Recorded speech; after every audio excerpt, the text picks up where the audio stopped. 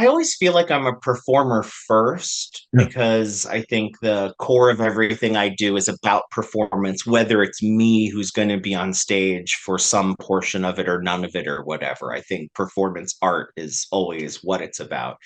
But it's hard to say one thing, but my hope is that everything I do can help to raise the bar a little bit every time because the venue where I was a booking manager for 6 or 7 years, it's still to this day, as far as I know, the only venue where there was a moratorium on slur language.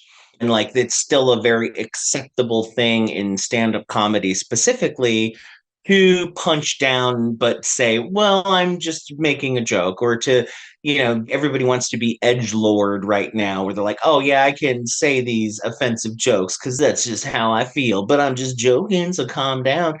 So I hope that I can help create a better sense of empowerment and acceptance within the comedy and performance community so that other queer people and people in different minority groups are able to perform without the sort of underlying fear of like, yeah, but I don't want to go here and wait all night to do an open mic if there's going to be 9 people making anti-trans jokes before I get up there.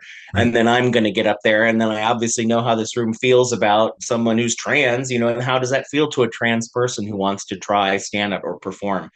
I hope that I'm known as a comedian and a performer. I hope I'm known as a producer and a director and a booker, but I hope more than anything, I'm known as someone who has shown people that it is okay to be in secular spaces and it's okay to be in civilian spaces and spaces where it's not all family, and to not be afraid of that because I very early on knew like, oh, I'm the gay comedian.